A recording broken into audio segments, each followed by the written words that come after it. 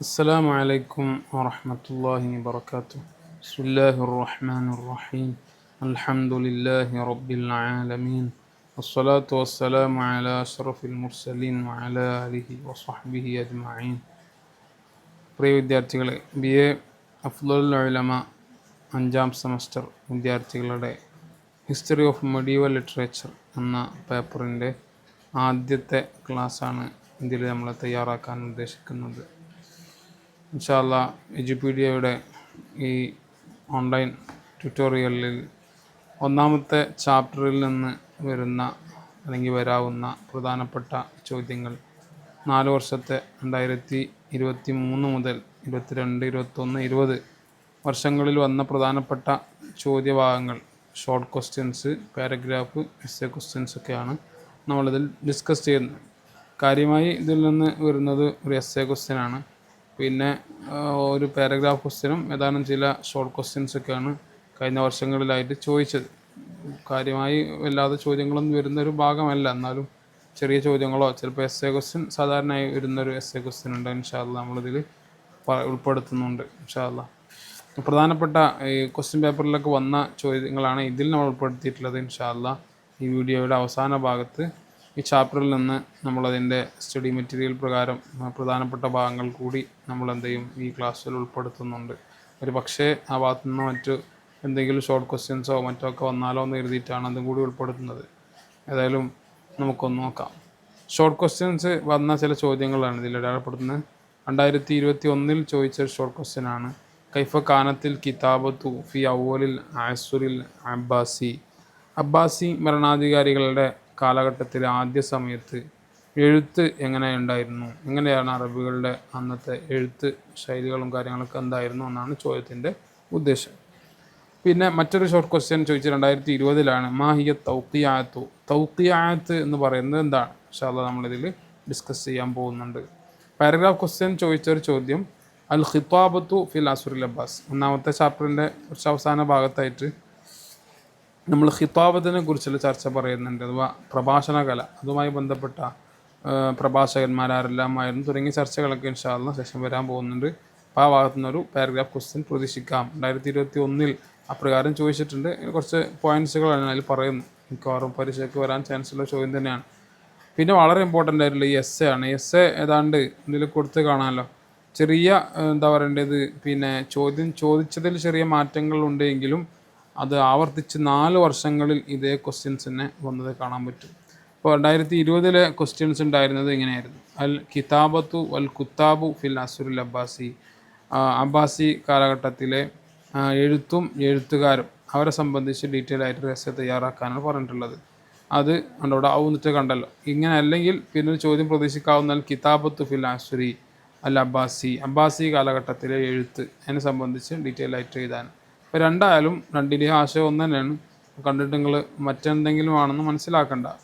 അതിൽ ചോദിച്ച് കാണാമല്ലോ. 2020 ചോദിച്ചത് ഇങ്ങനെയാണെങ്കിൽ പിന്നെ ബാക്കിയുള്ള വർഷം 2023, 22, 20 ചോദിച്ചത് തന്നെയാണ്. പിന്നെ 22, 23, 20. അപ്പോൾ ചുരുക്കത്തിൽ പറഞ്ഞാൽ 3 വർഷം റിപ്പീറ്റഡ് ആയിട്ട് വന്നിട്ടുള്ള ഒരു എസ്സേ ക്വസ്റ്റ്യനാണ് ഇതിൽ നമ്മൾ പഠിക്കാൻ പോകുന്നത്. ഇൻഷാ അല്ലാഹ് നമുക്ക് അതിലേക്ക് വരാം. നമുക്ക് ആദ്യം ഷോർട്ട് ക്വസ്റ്റ്യനിലേക്ക് വരാം. നമ്മൾ ആൻസേഴ്സ് ആദ്യം ഉൾപ്പെടുത്തുന്നത്, കൈഫ കാനത്തിൽ കിതാബത്തു ഫി അവലിൽ ആസുരി അൽ അബ്ബാസി. അബ്ബാസി ഭരണകാലഘട്ടത്തിലെ എഴുത്തിൻ്റെ രൂപം എങ്ങനെയായിരുന്നു? നമ്മൾ ആദ്യം ഇതിൽ പറയുന്ന പ്രധാനപ്പെട്ട ക്വസ്റ്റ്യൻ പേപ്പറിലൊക്കെ വന്ന സംഗതികളാണ് ആദ്യം ചർച്ച ചെയ്യുന്നത്. പിന്നീട് നമ്മൾ സ്റ്റഡി മെറ്റീരിയൽ പ്രകാരം പ്രധാനപ്പെട്ട ഭാഗങ്ങൾ കൂടി നമ്മളൊന്ന് വായിച്ചിട്ട് ഓടിച്ചു പോകും. ആ ഭാഗത്ത് നിന്ന് എന്തെങ്കിലും ക്വസ്റ്റ്യൻസ് വന്നാലോ എന്ന് കരുതിയിട്ട് കൂടിയാണ്. മാത്രമല്ല സ്റ്റഡി മെറ്റീരിയൽ നമുക്കൊന്ന് പരിചയപ്പെടുകയും ചെയ്യാമല്ലോ. അപ്പോൾ ഏതായാലും ഇവിടെ കാണാം, കാനത്തിൽ കിതാബത്തു, ഇവിടെ ഹാത്താണ്, കാനത്തിൽ കിതാബത്തു ഫി അവലിൽ ആസുറിൽ അബ്ബാസി. അബ്ബാസി ഭരണകൂടത്തിൻ്റെ ആദ്യ കാലഘട്ടത്തിൽ എഴുത്തായിരുന്നു അലാ ഉസ്ലൂബി എന്നുള്ളത്. ഇവിടെ ഉസ്ലൂബൈ നമ്മൾ ടെക്സ്റ്റ് ചെയ്ത സമയത്ത് വരുന്ന ചെറിയ മിസ്റ്റേക്കുകളാണ്. അലാ ഉസ്ലൂബി അബ്ദുൽ ഹമീദ്, അബ്ദുൽ ഹമീദിൻ്റെ ശൈലിയിലായിരുന്നു. അബ്ദുൽ ഹമീദ് എന്ന് പറഞ്ഞാൽ ആ കാലഘട്ടത്തിൽ അറിയപ്പെട്ടൊരു എഴുത്തുകാരനാണ്. മിനൽ മൈലി ഇലൽ ഈജാസി വൽ ഖസ്ദി ഫിൽ ഗുലൂവി വ തൻമീഖി. അത് പിന്നെ എന്താ പറയേണ്ടത്, ഒരു ഈജാസിലേക്കുള്ളൊരു ചായ്വ് ഉൾക്കൊള്ളുന്നതായിരുന്നു. ഈജാസ് എന്ന് പറഞ്ഞാൽ നീട്ടിപ്പരത്തി പറയാതെ കുറഞ്ഞ വാക്കുകൾ കൊണ്ട് കാര്യങ്ങളെല്ലാം ഉൾപ്പെടുത്തുന്ന ശൈലിക്കാണ് ഈജാസ് എന്ന് പറയാം. അതിന് നേരെ ഓപ്പോസിറ്റാണ് ഇത്തുനാബ്. ഇൻഷാ അല്ലാഹ് നമുക്കതിൽ ചർച്ച വരുന്നുണ്ടെങ്കിൽ പറയാം. അതുപോലെ വൽ ഖസ്ദി ഫിൽ ഗുലുബി വ തൻമീഖി, അതേപ്രകാരം ഗുലുബ് പറഞ്ഞാൽ നമ്മൾ അതിശയോക്തിക്കാണ് പറയാം. നമ്മൾ ചില കാര്യങ്ങൾ നമ്മൾ എക്സാജറേഷൻസ് എന്ന് പറയുമല്ലോ, നമ്മൾ പൊലിപ്പിച്ച് പറയാം. അങ്ങനത്തെ വിഷയത്തിൽ അതുപോലെ തെന്മീഖ് തന്നെ ഉദ്ദേശിക്കുന്ന ഈ അലങ്കാരങ്ങളാണ്. അപ്പോൾ അലങ്കാരം നമ്മളൊരു കാര്യം പറയുന്നിടത്തിന് നമുക്ക് ആലങ്കാരികമായി പല കാര്യത്തിലും പല രൂപത്തിലൂടെ അതിനെ വർണ്ണിക്കാൻ പറ്റും. ഇപ്പോൾ അലങ്കാരങ്ങൾ ഉപയോഗിക്കുന്നിടത്തും അതുപോലെ അതിശയോക്തികൾ ഉപയോഗിക്കുന്നിടത്തൊക്കെ ഒരു മിതത്വം പാലിക്കുക, ഷോർട്ടായിട്ട് കാര്യങ്ങൾ പറയുക എന്നുള്ള അബ്ദുൽ ഹമീദിൻ്റെ ആ ഒരു ശൈലിയിലായിരുന്നു അബ്ബാസിയ കാലഘട്ടത്തിൻ്റെ ആദ്യ സമയത്ത് എഴുത്തുകൾ ഉണ്ടായിരുന്നത്. ഇതാണ് ഇപ്പോൾ അതിൻ്റെ ജവാബായിട്ട് വരുന്നത് കേട്ടോ. പിന്നെ തൗഖിയാത്ത് എന്താണ് എന്നുള്ള ചോദ്യമുണ്ട്. നമ്മളെ കാലിക്കറ്റ് യൂണിവേഴ്സിറ്റിയുടെ സ്റ്റഡി മെറ്റീരിയൽ അതിൻ്റെ ഒരു ആൻസർ കാണുന്നില്ല. മറ്റെവിടെയെങ്കിലും ആരെങ്കിലും ദൃഷ്ടിയിൽപ്പെട്ടാൽ അറിയിച്ചാൽ സന്തോഷം. ഏതായാലും നമുക്കതിന് ഉത്തരം പറയാൻ പറ്റാവുന്ന ഒരു മറുപടി ഇതാണ്. തൗഖിയാത്തു ഫന്നുൻ നസ്രിയുൻ ലഹു സിലത്തുൻ ബി ഫന്നിർ റസായിലി. തൗഖിയാത്ത് എന്ന് പറയുന്നത് ഫന്നുൻ നസ്രിയുൻ, നസ്രിയ നമുക്ക് പഠിച്ചിട്ടുണ്ട്, ഗദ്യത്തിനാണ് നസ്ർ എന്ന് പറയാം. അപ്പോൾ ഗദ്യ രൂപത്തിലുള്ള ഒരു ഫന്നാണ്, ഒരു ആർട്ടാണ് ഈ പറയുന്നത് തൗഖിയാത്ത് എന്ന് പറയുന്നത്. ലഹു അതിനുണ്ട് സിലത്തുൻ ബി ഫന്നിർ റസായിലി, അതിന് ഈ പിന്നെ കത്തിൻ്റെ ആ ഒരു ആർട്ടുമായിട്ട് ഒരു അഭേദ്യമായ ബന്ധമുണ്ട്. മിൻഹൈസുൽ മൽമൂൻ, അതിൻ്റെ കോണ്ടൻസ് വെച്ച് നോക്കുന്ന സമയത്ത്. അപ്പോൾ കത്തിൻ്റെ കോണ്ടൻസും തൗഖിയാത്തിൻ്റെ കോണ്ടൻസും തമ്മിൽ ചെറിയൊരു ബന്ധമുണ്ട് അതിൻ്റെ ഉള്ളടക്കം നോക്കുന്ന സമയത്ത്. അപ്പോൾ ഇതക്കാനത്ത് റിസാലത്തു തതളമ്മനു മത്ലബൻ യുറാദു തഹ്ഖീഖുഹു മിൻ ഖിലാലി ബിനാഇൻ ഫന്നിയിൻ ലഹ. അപ്പോൾ ഒരു ലെറ്റർ, ആ ലെറ്ററിൽ ഒരു സംഗതിയിൽ ഒരു ആവശ്യം തേടും. തതളമ്മനു അത് ഉൾക്കൊള്ളുന്നൊരു മത്ലബൻ, ഒരു ആവശ്യം. ഒരു കത്തിൽ സാധാരണ നമ്മൾ എന്തെങ്കിലും ഒരു മെസ്സേജ് ഉണ്ടാവുമല്ലോ, അപ്പോൾ ഒരു ആവശ്യമുണ്ട്. യുറാദു തഹ്ഖീഖുഹു, അതിനെ സാക്ഷാത്കരിക്കൽ ഉദ്ദേശിക്കുന്നുണ്ട്, എന്ന് വെച്ചാൽ അത് ഉണ്ടാക്കാൻ ഉദ്ദേശിക്കുന്നുണ്ട്. അങ്ങനത്തെ ഒരു ആവശ്യം അതിലുണ്ട്. എന്തെങ്കിലും ഒരു കാര്യം ആവശ്യപ്പെട്ടുകൊണ്ട് കത്താണ്. ഇൻ ഖിലാലി ബിനാ ഇൻ ഫന്നിയിൻ ലഹ, അത് അവതരിപ്പിക്കുന്നത് പ്രത്യേകമായ ഒരു കലാത്മകമായ രൂപത്തിലൂടെയാണ് ആ കത്തിലൂടെ ആ വിഷയം അവതരിപ്പിക്കുന്നത്.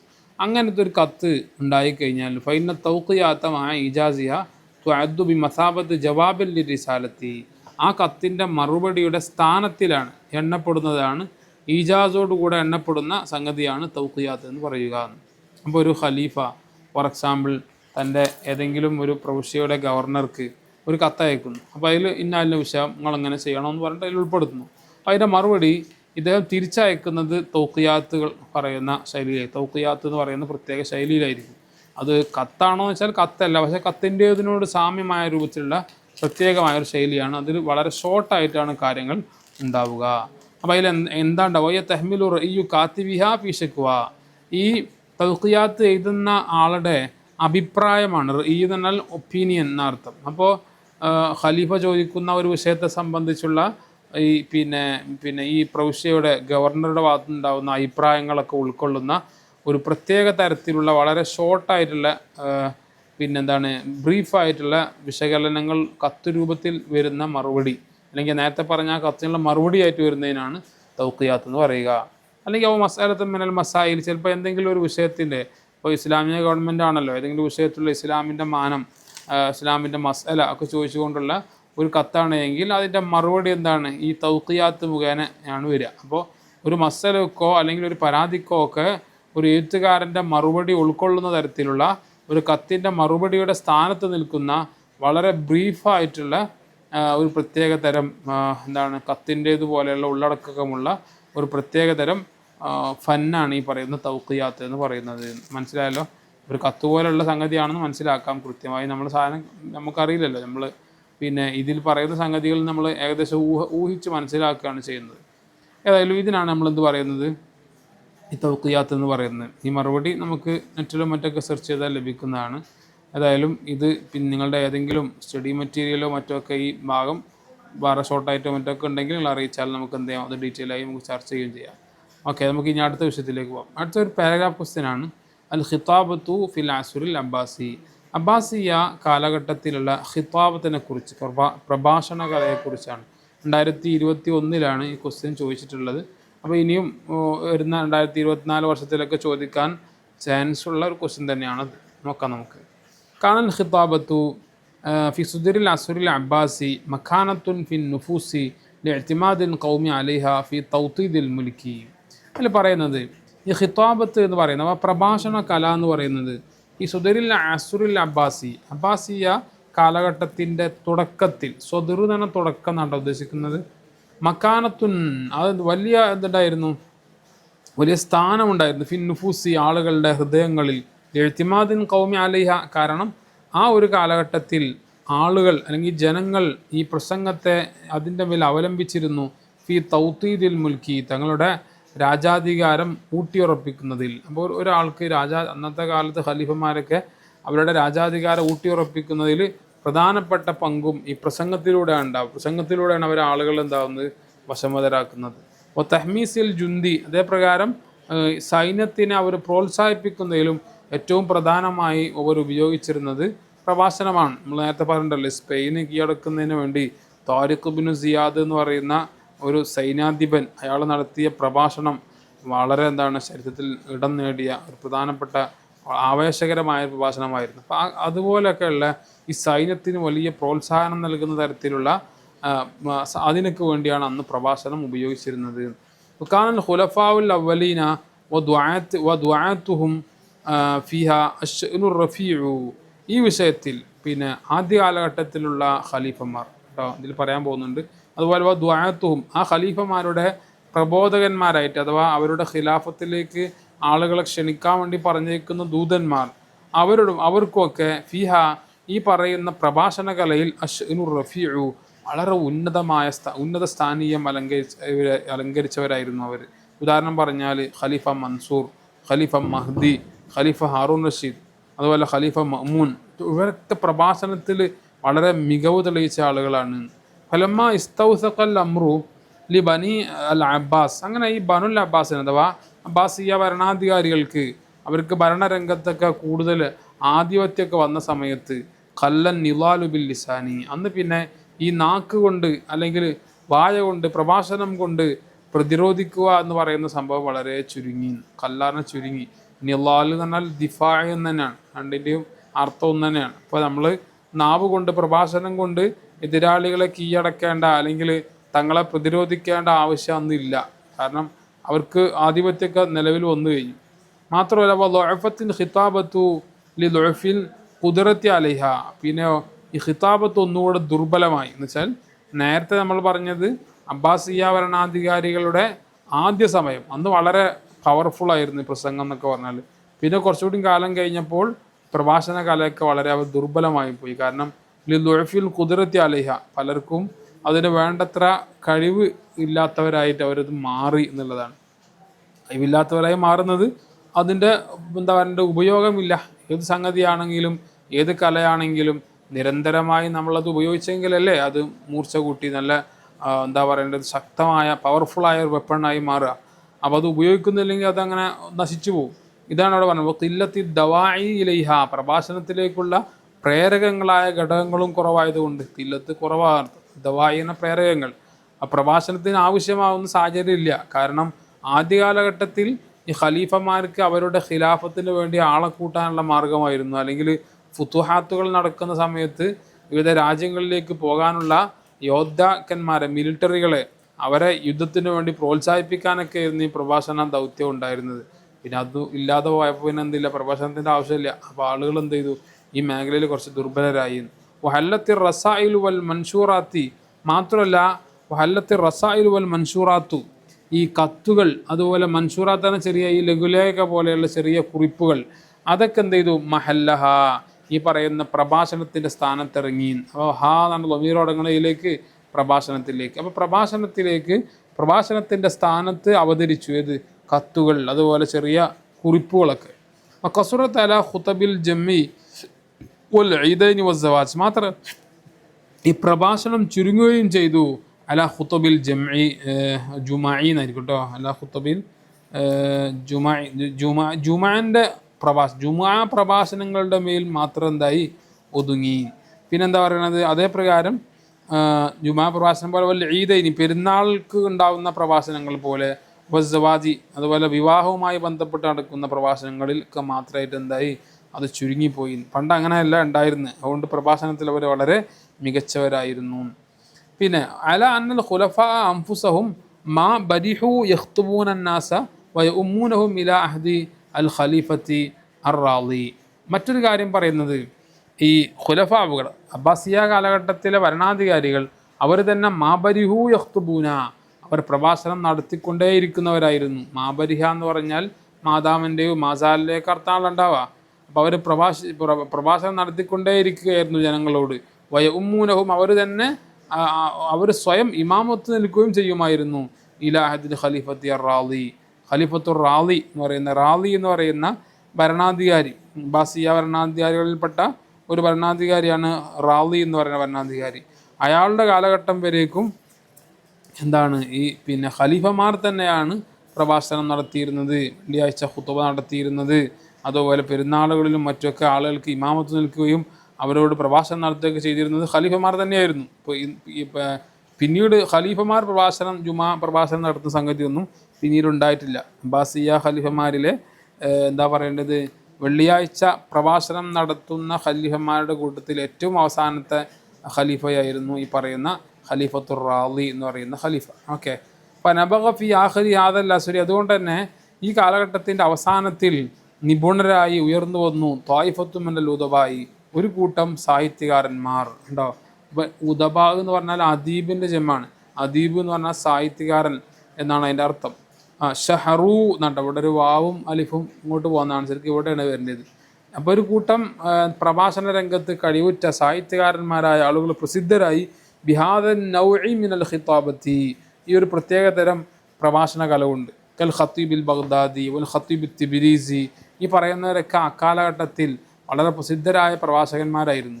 വലമസ്തഅജമൽ മുസ്ലിമൂന, പിന്നീട് ഈ മുസ്ലിമീങ്ങൾ അവരൊക്കെ അജമികളായപ്പോൾ, അഥവാ അനറബി ഭാഷകൾ അങ്ങനത്തെ ആളുകൾ, അതായത് ഇപ്പോൾ ആദ്യകാലത്തൊക്കെ ഈ പ്രബോധനം, ഇസ്ലാമിക പ്രബോധനം ഈ ഖിലാഫത്തിൻ്റെ കാലഘട്ടത്തിൽ അത് മറ്റു രാജ്യങ്ങളിലേക്ക് എത്തുന്നതിൻ്റെ മുമ്പ് അവരൊക്കെ അറബികളായിരുന്നു. അപ്പോൾ അവർക്ക് അറബിയിൽ തന്നെ സംസാരിച്ചാൽ മതി. പക്ഷെ പിന്നീട് പല വിദേശ ഏഷ്യൻ, അതുപോലെ യൂറോപ്യൻ, മറ്റു ആഫ്രിക്കൻ രാജ്യങ്ങളിലേക്കൊക്കെ ഇസ്ലാമിൻ്റെ സന്ദേശം എത്തിയപ്പോൾ എന്ത് സംഭവിച്ചു, അവിടെയുള്ള ആളുകളൊക്കെ പലരും അറബികളായിരുന്നില്ല. അപ്പോൾ അവരെന്ത് ചെയ്തു, അനറബി ഭാഷ കൈകാര്യം ചെയ്യുന്നവരായിരുന്നു.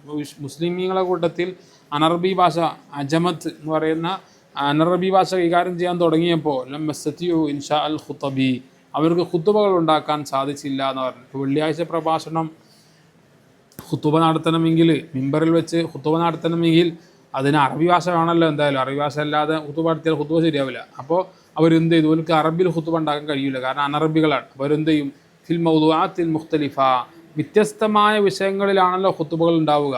വ്യത്യസ്തമായ വിഷയങ്ങൾ സംബന്ധിച്ച് അറബിയിൽ ഖുതുബ ഉണ്ടാക്കാൻ ഈ പുതിയ എന്താ പറയുക അറബികളല്ലാത്ത, അപ്പോൾ നമ്മൾ ഇന്ത്യക്കാരൊക്കെ പോലെയുള്ള ആളുകൾ അവരൊക്കെ മുസ്ലിമീങ്ങളായി വന്നപ്പോൾ അമദു ഇലസ്തിൽഹാരി ഖുതബി അസ്ലാഫിഹിം, അവരെന്ത് ചെയ്തുവരോ, അവരുടെ മുൻഗാമികളായ ആളുകളുടെ പ്രഭാഷണങ്ങൾ അത് മനഃപ്പാടമാക്കാൻ തുടങ്ങി. ഇസ്തിൽഹാർ തന്നെ മനഃപ്പാടമാക്കുക, ഹൃദ്യസ്ഥമാക്കുക, ബൈഹാർട്ട് ചെയ്യുക എന്നൊക്കെയാണ് അർത്ഥം. അവർ മനഃപൂർവ്വം മുൻഗാമികളായ ആളുകൾ നടത്തിയ അറബി ഖുതുബകൾ അത് മനഃപ്പാടമാക്കാൻ തുടങ്ങി. ഇബ്നു നുബാത്തത്തുൽ മിസ്രി, അങ്ങനെയാണ് ഈജിപ്ഷ്യൻ ആയിട്ടുള്ള ഇബ്നു നുബാത്ത എന്ന് പറയുന്ന, നുബാത്തി നമ്മൾ പറയാറുള്ള, ഇന്ന് നമ്മളെ നാടുകളിലൊക്കെ കേരളത്തിൽ സാധാരണയായിട്ട് ഖത്തീബുമാർ വെള്ളിയാഴ്ച ഖുതുബ നിർവഹിക്കുന്നത് ഈ പറയപ്പെട്ട ഇബ്നു നുബാത്തത്തുൽ മിസ്രി എന്ന് പറയുന്ന ഖുതുബത്തുൻ നുബാത്തിയ എന്ന് പറയുന്ന അവർ തയ്യാറാക്കിയ ഖുതുബയാണ് നമ്മൾ ഓതാറുള്ളത്. കാരണം നമുക്ക് അറബികളിൽ ഇതുപോലൊരു പ്രഭാഷണം നടത്താൻ നമുക്കറിയില്ല, ഉണ്ടാക്കാൻ അറിയില്ല. വഖദു യുറദ്ദിദൂനഹ ഫൗഖൽ മനാബിരി മിൻ ഗൈരി ഫഹ്മിൽ മഅനാഹ എന്നുള്ളത് ഇവിടെ അൽ എന്നുള്ളത് വേണ്ട കേട്ടോ. അപ്പോൾ നമ്മുടെ നാട്ടിൽ ആളുകൾ എന്താക്കാൻ തുടങ്ങി, മിമ്പറിൻ്റെ മുകളിൽ വെച്ച് ഇതിൻ്റെ അർത്ഥമൊന്നും മനസ്സിലായിട്ടില്ലെങ്കിൽ പോലും ഈ നുബാത്തത്തുൽ മിസ്രിയൊക്കെ പോലെയുള്ള അവരുടെ ഖുതുബകളാണ് നമ്മളിന്നും എന്താക്കുന്നത്, ആവർത്തിച്ചു കൊണ്ടേയിരിക്കുന്നത്. കാരണം അറബി ഭാഷ കൈകാര്യം ചെയ്യാനും നമ്മളെ നാട്ടുകാർക്ക് എന്താവില്ല, അറിയില്ല. അപ്പോൾ ചുരുക്കത്തിൽ പറഞ്ഞാൽ ഈ പ്രഭാഷണം എന്ന് പറയുന്ന സംഗതി പഴയ കാലത്ത് വളരെ സജീവമായിരുന്നു, ആ രംഗത്ത് കഴിവുള്ളവരും ഉണ്ടായിരുന്നു, പ്രത്യേകിച്ചും അബ്ബാസിയ ഭരണകാലഘട്ടങ്ങളിൽ. പിന്നീട് അവസാന കാലത്തേക്ക് കുറച്ച് വന്നപ്പോൾ പല അന്യ മതസ്ഥരായ ആളുകൾ, അല്ലെങ്കിൽ അന്യ ഭാഷക്കാരായ ആളുകൾ ഇസ്ലാമിലേക്ക് വന്നപ്പോൾ അവർ പിന്നെ മുൻഗാമികൾ തയ്യാറാക്കിയ പ്രഭാഷണങ്ങൾ അതേപടി ഇങ്ങനെ ആവർത്തിക്കുന്നവരായി മാറി എന്നാണ് ഇപ്പോൾ ഇതിലാകെ പറഞ്ഞത്. ഇൻഷാ അല്ലാഹ് അതിൽ പറഞ്ഞ പോയിൻറ്റ്സുകളൊക്കെ നിങ്ങൾ ഓർത്തു വെക്കാൻ ശ്രദ്ധിക്കുക. ഇനി നമ്മൾ വളരെ ഇമ്പോർട്ടൻ്റ് ആയ അടുത്ത എസ്എ ക്വസ്റ്റ്യനിലേക്ക് കടക്കാൻ പോവാണ്. അപ്പോൾ അതിൽ നേരത്തെ പറഞ്ഞ പോലെ തന്നെ ഒരു ക്വസ്റ്റ്യനിൽ ചോദിച്ചത് അൽ കിതാബത്തു വൽ കുത്താബ് ഫിൽ അസ്റിൽ അബ്ബാസി, അബ്ബാസിയ ഭരണകാലഘട്ടത്തിലുള്ള എഴുത്തിനെ സംബന്ധിച്ചും അതുപോലെ കുത്താബുകളെ സംബന്ധിച്ചും എഴുതാനാണ്. മറ്റൊന്നാൽ കിതാബത്തു ഫിൽ അസ്റുൽ അബ്ബാസിയ, അബ്ബാസിയ കാലഘട്ടത്തിൽ കിതാബത്തിനെ കുറിച്ച് പറയാനാണ്. എല്ലാം ഒന്നാണ്. അപ്പോൾ നിങ്ങൾ ക്വസ്റ്റ്യൻസ് ഒക്കെ വരുന്ന സമയത്ത് എന്താണ് അതിൻ്റെ അർത്ഥം ശരിക്കും ഒന്ന് വായിച്ചിട്ട് ഒന്ന് ശ്രദ്ധിക്കുക. അപ്പോൾ രണ്ടിൻ്റെയും ആശയം ഒന്നാണ്. ചിലപ്പോൾ ചോദ്യങ്ങൾ ഇങ്ങനെ പല രൂപത്തിലും വന്നേക്കും, ആശയങ്ങളൊക്കെ സെയിമാണ്. ഏതായാലും ആ എസ്സയാണ് നമ്മൾ പറയാൻ പോകുന്നത്. അത് ആദ്യം പറയുന്നത് അൽ ഇൻഷാഉ മിർആത്തുൽ ഖാത്തിബി, മനുഷ്യൻ്റെ മനസ്സിൻ്റെ ഒരു ദർപ്പണമാണ് ഇൻഷാ എന്ന് വേണമെങ്കിൽ പറയാൻ പറ്റും. യതഅസ്സറു ബിമാ യനാലുൽ മദാരിക വൽ മശാഇറ മിൻ അവാമിലിൽ ഹളാറത്തി വനതായിജിൽ ഇൽമി, പലപ്പോഴും നമുക്ക് ലഭിക്കുന്ന അറിവിൻ്റെ റിസൾട്ടുകൾ ഉണ്ടോ, നതായിജു അൽ ഇൽം, അറിവിൻ്റെ റിസൾട്ടുകൾ, അതുപോലെ നമുക്ക് കിട്ടുന്ന നാഗരികതകളുടെ പ്രേരണമാകുന്ന കാര്യങ്ങൾ, അങ്ങനെ അതിൽ നിന്നൊക്കെ കിട്ടുന്ന നമ്മുടെ ഫീലിങ്സുകൾ, അറിവുകൾ, ഇങ്ങനെ നമുക്ക് കിട്ടുന്ന എല്ലാം പ്രതിഫലിപ്പിക്കുന്ന ഒരു ദർപ്പണം പോലെയാണ് ഇൻഷാ. ഇൻഷാ എന്ന് പറഞ്ഞാൽ നമ്മൾ എന്ത് ചെയ്യുക, അറബിയിലോ മറ്റോ ഒക്കെ എന്തെങ്കിലും ഒരു സംഗതി എന്ത് ചെയ്യുക, ഉണ്ടാക്കിയെടുക്കുക. ഒരു എസ്സേ അല്ലെങ്കിൽ ഒരു കത്ത് അല്ലെങ്കിൽ എന്താ പറയുക പ്രഭാഷണം, അങ്ങനെ തുടങ്ങി പലതും ഉണ്ടാക്കിയെടുക്കുക. അപ്പോൾ അത് ഇപ്പം ഈ പറയുന്ന നമ്മൾ പറയാൻ പോകുന്ന കിതാബത്തിലേക്കാണല്ലോ. ഇപ്പോൾ കിതാബത്ത് എന്ന് പറയുമ്പോൾ ഒരു എഴുത്ത് എന്ന് പറഞ്ഞാൽ അതൊരു എന്താണ്, പിന്നെ നൈസർഗികമായ വാസനയാണ്. അപ്പോൾ അത് നമുക്ക് എഴുത്തിലൂടെ നമ്മളൊരു സംഗതി ഉണ്ടാക്കിയെടുക്കണമെങ്കിൽ അത് ശരിക്കും പറഞ്ഞാൽ നമ്മുടെ മനസ്സിൻ്റെ ഒരു ദർപ്പണം പോലെയാണ്. കാരണം എന്താണ്, നമ്മുടെ മനസ്സിലുള്ള അറിവുകളാണ് എഴുത്തായിട്ട് വളർന്നു വരിക. അങ്ങനെ ഉണ്ടല്ലോ, നമ്മുടെ എന്താ പറയേണ്ടത്, നമ്മൾ ഒരുപാട് ഒരു വിഷയത്തെക്കുറിച്ച് പഠനം നടത്തി അതിൽ നിന്ന് കിട്ടുന്ന റിസൾട്ടുകളാണ് ഒരു തൂലികയിലൂടെ ഒരു എഴുത്തുകളായിട്ടോ ലേഖനമായിട്ടോ അല്ലെങ്കിൽ ഒരു പിന്നെന്താ പറയേണ്ടത് ഒരു കത്തായിട്ടോ ഒക്കെ പിറവിയെടുക്കുക. ഇന്ദമാ ഇത്തസായ നിതാഖു ദൗലത്തി മാക്കാനത്തിൽ കിതാബത്തു മഖ്സൂറത്ത് നല ദവാവീനി വൈൻഷാ ഇർ റസായിൽ. അപ്പോൾ പിന്നെ ഈ രാജ്യങ്ങൾ അഥവാ അബ്ബാസിയ എന്ന് പറയുന്ന ദൗലത്തുൽ അബ്ബാസിയ എന്ന് പറയുമ്പോൾ ഉദ്ദേശിക്കുന്നത് ഖിലാഫത്തും അതിൻ്റെ വ്യത്യസ്തമായ പ്രവിശ്യകളും ഗവർണറേറ്റുകൾ ഉണ്ടാവുമല്ലോ. ഒരു ഖിലാഫത്ത് എന്ന് പറഞ്ഞാൽ ഒരു പിന്നെ നാട്ടിലൊരു ഖലീഫ ഉണ്ടാവും, ആ ഖലീഫയുടെ കീഴിൽ വ്യത്യസ്ത ഗവർണറേറ്റുകൾ ഉണ്ടാവും. ഈ ഗവർണറേറ്റുകളിലൊക്കെ ഓരോ ഗവർണർമാരുണ്ടാവും. അപ്പോൾ ഇതെല്ലാം ഉൾക്കൊള്ളുന്നതാണ് ഒരു ദൗല. അപ്പോൾ ആ അബ്ബാസിയ ദൗലയുടെ അതിർത്തികൾ വിശാലമായപ്പോൾ എന്ന് വെച്ചാൽ വീണ്ടും കുറേ അധികം രാജ്യങ്ങൾ അവർ ഫുതുഹാത്തുകൾ നടത്തി വെട്ടിപ്പിടിക്കുകയും മറ്റൊക്കെ ചെയ്തപ്പോൾ മാ കാനത്തിൽ കിതാബത്ത് മഖ്സൂറത്തൻ, അന്ന് എഴുത്ത് തനിച്ചതായിരുന്നില്ല അല ദവാവീനി, ദീവാനുകളുടെ മേൽ. എന്നുവെച്ചാൽ കേവലം ദീവാൻ എന്ന് പറഞ്ഞാൽ സാധാരണ നമ്മൾ ഓഫീസ് കാര്യങ്ങൾക്ക് ഉപയോഗിക്കാറുണ്ട് ദീവാൻ. എന്നുവെച്ചാൽ ഈ ഭരണകാര്യങ്ങളും മറ്റൊക്കെ നടത്തുന്ന ഓഫീസുമായി ബന്ധപ്പെട്ട കാര്യങ്ങൾ, അങ്ങനെ ആയിരിക്കും ഉദ്ദേശം ചിലപ്പോൾ. അല്ലെങ്കിൽ ദീവാൻ എന്ന് പറഞ്ഞാൽ നമ്മൾ കവിതാ സമാഹാരങ്ങൾക്ക് പറയാറുണ്ട്. രണ്ടായാലും എഴുത്തുമായി ബന്ധപ്പെട്ട കാര്യങ്ങളാണ്. അപ്പോൾ കേവലം അതുമാത്രമായിരുന്നില്ല എഴുത്ത് എന്ന് വെച്ചാൽ കവിതകൾ എഴുതുക എന്നോ അല്ലെങ്കിൽ ഈ ഓഫീസ് സംബന്ധിയായിട്ടുള്ള കാര്യങ്ങൾ രേഖപ്പെടുത്തുക എന്നുള്ളത് മാത്രമായിരുന്നില്ല കിതാബത്ത്. പിന്നെയോ അതുപോലെ ഇൻഷാ ഇർ റസായിലി, കത്തുകൾ ഉണ്ടാക്കുക എന്നുള്ളത് മാത്രമായിരുന്നില്ല. കമാക്കാനത്ത് ഫി ദൗലത്തുൽ ഉമവിയ കാലഘട്ടത്തിൽ ഉണ്ടായിരുന്ന പോലെ. എന്ന് വെച്ചാൽ അതിനർത്ഥം എന്താ, ഉമവിയ കാലഘട്ടത്തിന് കാര്യമായിട്ട് ദീവാനുകളാണ് ഉണ്ടായിരുന്നത്, മറ്റൊന്ന് റിസാലകളാണ് ഉണ്ടായിരുന്നത്. എഴുത്ത് എന്ന് പറയുന്ന മേഖലയിൽ കാര്യമായിട്ട് ഈ പറയുന്ന രണ്ട് കാര്യങ്ങളാണ് ഉമവിയ കാലഘട്ടത്തിൽ ഉണ്ടായിരുന്നത്. അപ്പം അങ്ങനെ ആയിരുന്നില്ല ഇപ്പോൾ അബ്ബാസിയ കാലഘട്ടം. അതൊന്നുകൂടെ അതിൻ്റെ അതിർത്തികൾ വിശാലമായപ്പോൾ ഉണ്ടായിരുന്നത്. ബൽ ബദഅത്ത് ഫി അഗ്റാദിൻ ശത്താ, മറിച്ച് എഴുത്തുകൾക്ക് അന്ന് ഒരുപാട് ഗർളുകൾ ഉണ്ടായിരുന്നു. എന്നുവെച്ചാൽ പല തരത്തിലുള്ള വിഷയങ്ങൾ, വ്യത്യസ്തമായ ടോപ്പിക്കുകൾ ബേസ് ചെയ്തുകൊണ്ടാണ് അവർ ഈ പറയുന്ന റൈറ്റപ്പ് നടത്തിയിരുന്നത്. ഉദാഹരണം പറഞ്ഞാൽ കത്തസുനീഫി, വിവിധ ഗ്രന്ഥരചനകൾ നടന്നിട്ടുണ്ട്. തർജുമത്തി, ട്രാൻസ്ലേഷൻസ് നടന്നിട്ടുണ്ട്. വൽ മക്കാലാത്തി, ആർട്ടിക്കിൾസ് അവർ തയ്യാറാക്കിയിട്ടുണ്ട്. വൽ മക്കാമാത്തി, മക്കാമാത്ത് ഒരു പ്രത്യേക തരം എഴുത്താണ്. ഇൻഷാ അല്ലാഹ് നമ്മൾ ഇതേ പുസ്തകത്തിൽ നമ്മൾ ഹിസ്റ്ററിയോടെ തന്നെ ഒരു ചാപ്റ്ററിൽ, എനിക്ക് തോന്നുന്നു ഒരു 5-ാമത്തെയോ 4-ാമത്തെയോ ചാപ്റ്ററിൽ, അല്ല ലാസ്റ്റ് അവസാനത്തെ 5-ാമത്തെ യൂണിറ്റിൽ നമ്മൾ ഡീറ്റെയിൽ ആയി മക്കാമാത്തുകൾ എന്താണ് നമ്മൾ പഠിക്കാൻ പോകുന്നത്. ഒരു പ്രത്യേക തരത്തിലുള്ള നേരത്തെ പറഞ്ഞ പോലെയുള്ള ഒരു എഴുത്തിൻ്റെ ശൈലിയാണ് ഇൻഷാ അല്ലാഹ് നമ്മൾ പഠിക്കാൻ പോകുന്നുണ്ട്. അതുപോലെ വൽ വസ്ഫി, മറ്റൊരു കുറലാണ് നമ്മുടെ വർണ്ണനകൾ. നമ്മൾ പറഞ്ഞല്ലോ, ഇപ്പോൾ നമുക്കറിയാം നമ്മുടെ നാട്ടിൽ ഇപ്പോൾ എസ് കെ പൊറ്റക്കാട് വിവിധ നാടുകളൊക്കെ സന്ദർശിച്ച് എഴുതിയ രസകരമായ ട്രാവലോഗുകളുണ്ട്. അപ്പോൾ അതൊക്കെ എന്താണ്, ഒരു നാടിനെയോ അല്ലെങ്കിൽ അവർ കണ്ട കാഴ്ചകളെയോ വർണ്ണിക്കുകയാണ്. ഇതിനാണ് വസ്ഫ് എന്ന് പറയുക. അതുപോലെ വൽ മുനാദറ, അതുപോലെ പരസ്പരമുള്ള സംവാദ രൂപത്തിലുള്ള എഴുത്തുകളുണ്ട്. ഇങ്ങനെ പല തരത്തിലുള്ള പല ശൈലികളിലുള്ള എഴുത്തുകൾ അബ്ബാസിയ കാലഘട്ടത്തിലുണ്ടായിരുന്നു എന്നാണ് പറഞ്ഞതിൻ്റെ താല്പര്യം. തുമ്മ തനവു അൽ കുത്താബു ബി തനവു ഈ ദവാവീൻ, പിന്നീട് ഈ ദവാവീനുകൾ വ്യത്യസ്തമാകലോടുകൂടെ തന്നെ, അപ്പോൾ ഒരു പക്ഷേ ഉദ്ദേശിക്കുന്ന ഓഫീസുകളാണെങ്കിൽ ഇപ്പോൾ ഈ ഓരോ ഖലീഫന്മാരുടെ എന്താ പറയേണ്ടത് ഗവർണറേറ്റുകൾ പല നാടുകളിലാണ് ഉണ്ടാവുക. അപ്പോൾ അത് തനവുവാകലോടുകൂടെ തന്നെ കുത്താബുകൾ എന്ത് ചെയ്തു തനവുവായി എന്ന് വെച്ചാൽ ഓരോ നാട്ടിലും ഓരോ ശൈലിയാണല്ലോ ഉണ്ടാവുക. അപ്പോൾ എഴുത്തുകാരും എന്ത് വ്യത്യസ്ത രൂപങ്ങളിലായിരുന്നു. കാനൽ മലാലിയു മിൻഹും കുത്താബുൽ ഖറാജി വൻ നഫഖാത്തി. അപ്പോൾ അതൊരു ഓഫീസ് സംബന്ധിയായ കാര്യങ്ങളാണെന്ന് മനസ്സിലാക്കാൻ പറ്റും. കാരണം ഇതിൽ ചർച്ച വരുന്ന ഒന്ന് കുത്താബുൽ ഖറാജ് എന്ന് വെച്ചാൽ ഈ തീരുവകൾ എഴുതി വെക്കുന്ന ആളുകളാണ്. ഖറാജ് എന്ന് പറഞ്ഞാൽ നമ്മൾ ടാക്സസ്, നമ്മളെ ഭാഷയിൽ പറഞ്ഞാൽ ടാക്സുകൾ ഉണ്ടാവുമല്ലോ. അപ്പോൾ അത് ഖറാജുകൾ അതിൻ്റെ എഴുത്തുകാരുണ്ട്. അതുപോലെ നഫക്കാത്ത് ചെലവുകൾ, എക്സ്പെൻസുകൾ എഴുതി വെക്കുന്ന ആളുകളുണ്ട്. പിന്നെ കുത്താബുൽ മലാലിമി വൽ ഖലായി, അതുപോലെ വ്യത്യസ്ത ഹർജികൾ, പെറ്റീഷൻസ് ഉണ്ടാകുമ്പോൾ വിവിധ അക്രമ പ്രവർത്തനങ്ങളുടെ പേരിലോ മറ്റോ ഒക്കെ ഉള്ള അങ്ങനത്തെ കാര്യങ്ങൾ എഴുതി വെക്കുന്ന ആളുകളുണ്ട്. അതുപോലെ ഖലായി, ജഡ്ജ്മെൻറ്റ്, ആ സമയത്ത് അവിടുത്തെ ഖിലാഫത്ത് അല്ലെങ്കിൽ അവിടുത്തെ ഖലീഫ എടുത്ത വിധി പ്രസ്താവങ്ങൾ അത് എഴുതി വെക്കുന്ന ആളുകളുണ്ട്. അങ്ങനെ കുത്താബുകൾ പല തരങ്ങളിലായിരുന്നു. കുത്താബുൽ ജയ്ഷി വ ഷുർത്തത്തി, ഇതിന് പ്രകാരം സൈനികരുടെ എഴുത്തുകാരുണ്ട്. അതുപോലെ ഷുർത്തത്തി എന്ന് വെച്ചാൽ പഴയ കാലത്ത് എന്ന് പറഞ്ഞാൽ നമ്മളെങ്ങനെ മനസ്സിലാക്കണം, ഇന്നിപ്പോൾ നമുക്ക് വാട്സപ്പും സോഷ്യൽ മീഡിയയൊക്കെ അങ്ങനെ പല ഈ എഴുത്തുകൾ കൈമാറ്റം ചെയ്യാൻ പല മാർഗങ്ങളുണ്ട്. അന്ന് അങ്ങനെയല്ല. അന്ന് ഒരു കത്തുകൾ എഴുതിയിട്ടാണ് ഒരു സൈന്യത്തിൻ്റെ നേതാവ്, ക്യാപ്റ്റൻ തൻ്റെ അണികളിലേക്ക്, ഖലീഫയിലേക്ക്, അവരുടെ വ്യത്യസ്ത അമീറന്മാരിലേക്കൊക്കെ കത്തുകൾ ആൾ മുഖേന കൊടുത്തേക്കുക ചെയ്യുക. അപ്പോൾ എഴുത്ത് വളരെ പ്രധാനപ്പെട്ട ഒരു സംഗതിയാണ്. സൈന്യത്തിൻ്റെ എഴുത്തുകാർ, അതുപോലെ പോലീസുകാരുടെ എഴുത്തുകാർ, ഷുർത്ത എന്ന് പറഞ്ഞ പോലീസാണ്, അവരുടെ എഴുത്തുകാർ, ഇങ്ങനെ പല കാറ്റഗറി ആയിരുന്നു. വല്ലത്തിൽ കിതാബത്ത് ഫി അവലിൽ അസ്റുൽ അബ്ബാസിയ. പിന്നെ പറയുന്നത് ഈ കിതാബത്ത് അബ്ബാസിയ കാലഘട്ടത്തിൻ്റെ തുടക്കത്തിൽ കിതാബത്ത് ആയിരുന്നു അല ഉസ്ലൂബിൽ മൈൽ ഇലൽ ഇജാസി വൽ ഖസ്ദി ഫിൽ ഗുലൂബി വത്തൻമീഖി. നേരത്തെ പറഞ്ഞ പോലെ വളരെ ബ്രീഫായിട്ട് കാര്യങ്ങൾ അവതരിപ്പിക്കുക. ഇജാസ് എന്ന വാക്കുകൾ ഓർത്ത് വെക്കണേ. അതുകൊണ്ട് ഉദ്ദേശിക്കുന്നത് കാര്യങ്ങൾ എന്ത് ചെയ്യുക, ബ്രീഫായിട്ട് എല്ലാ കാര്യങ്ങളും ഉൾക്കൊള്ളിക്കുക, പ്ലസ് അതിനെന്ത് ചെയ്യുക, ഹ്രസ്വമായിട്ട് അവതരിപ്പിക്കുക. അങ്ങനെ ഒരു ശൈലിയാണ് അബ്ബാസിയ കാലഘട്ടത്തിൻ്റെ തുടക്കത്തിൽ. ഇത് പ്രത്യേകം ശ്രദ്ധിക്കുക, തുടക്കത്തിനെ കുറിച്ചാണ് പറയുന്നത്. പിന്നീട് അവർ ബസ്തായിട്ട് ഡീറ്റെയിലായി എഴുതുന്ന ശൈലിയിലേക്ക് വന്നു. ആദ്യ കാലഘട്ടത്തെ കഥയാണ് പറയുന്നത്.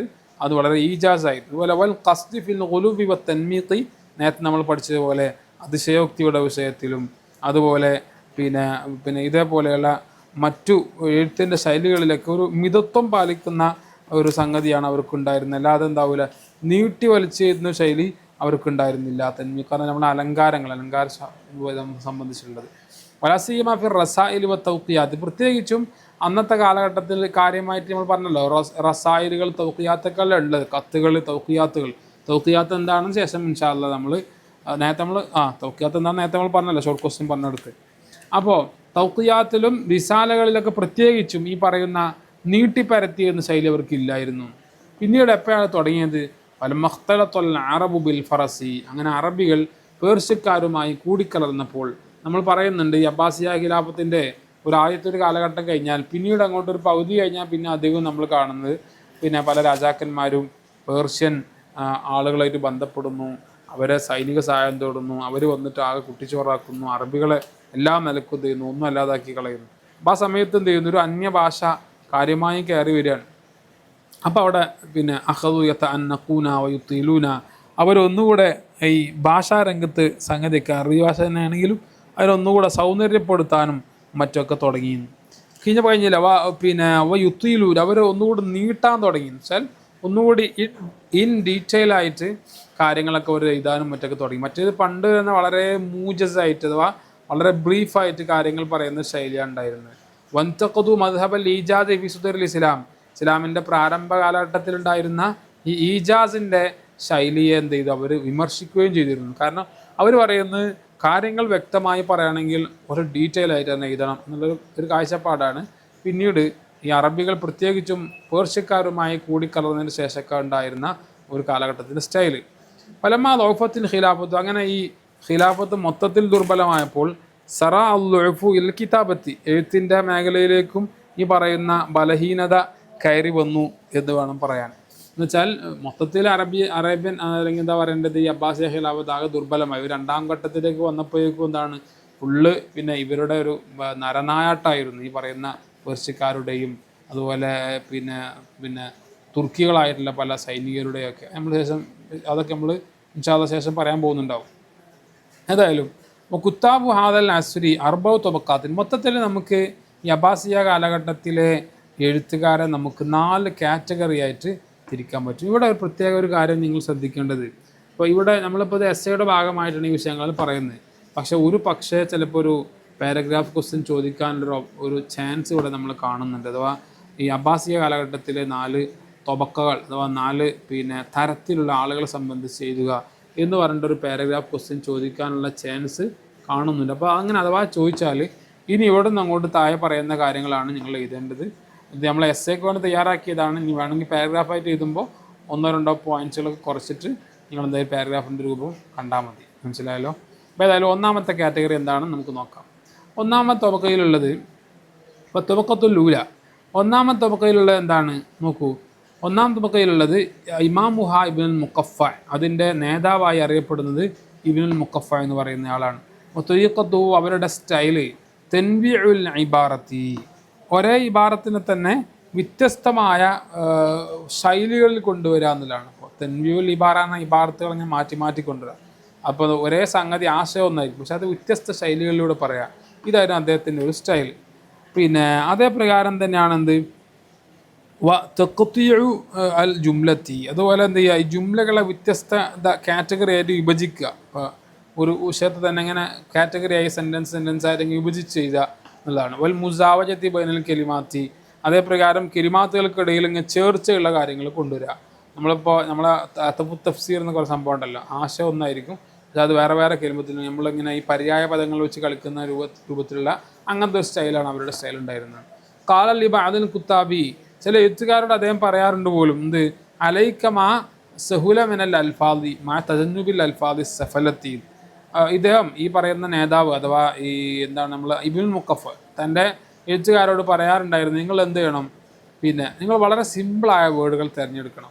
അതോടൊപ്പം മാ തജന്നുബി അൽ അൽഫാദി സഫലത്തി, അതുപോലെ വളരെ എന്താ പറയേണ്ടത് ലോ സ്റ്റാൻഡേർഡുള്ള വേർഡുകളൊന്നും നിങ്ങൾ എഴുത്തിൽ കൊണ്ടുവരരുത് എന്നൊക്കെ ഇവരുടെ ഈ പറയുന്ന ഒരു തൊബക്കയുടെ ലീഡർ തൻ്റെ കീഴിലുള്ള എഴുത്തുകാരോടൊക്കെ പ്രത്യേകം ഉപദേശിക്കാറുണ്ടായിരുന്നു. എന്ന് വെച്ചാൽ അദ്ദേഹം ഉദ്ദേശിക്കുന്നത് കാര്യം സിമ്പിളാകണം, മനസ്സിലാകണം, പക്ഷേ വളരെ ലോ സ്റ്റാൻഡേർഡിലുള്ള വേർഡുകളൊന്നും നിങ്ങൾ ഉപയോഗിക്കരുത് എന്ന രൂപത്തിലാണ് അദ്ദേഹത്തിൻ്റെ ഉപദേശങ്ങൾ ഉണ്ടായിരുന്നത്.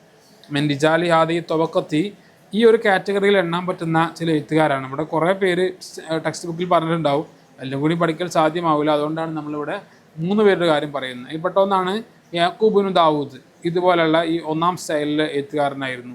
ജാഫർ ബിൻ യഹ്യ രണ്ടാമത്തെ ആൾ, ഹസൻ ബിൻ സൈൽ മൂന്നാമത്തെ ആൾ. അപ്പോൾ ഈ 3 പേരും ഒന്നാം വിഭാഗത്തിൽ പെടുത്താൻ പറ്റുന്ന എഴുത്തുകാരാണ്. തൊബക്കത്തു സാനിയ, രണ്ടാമത്തെ കാറ്റഗറിയിലുള്ളത് ഇമാമുഹാൽ ജാഹിൽ, നമ്മളെ പ്രസിദ്ധനായ എഴുത്തുകാരൻ സാഹിത്യകാരൻ ഒക്കെ ആയിരുന്ന ജാഹിലാണ്.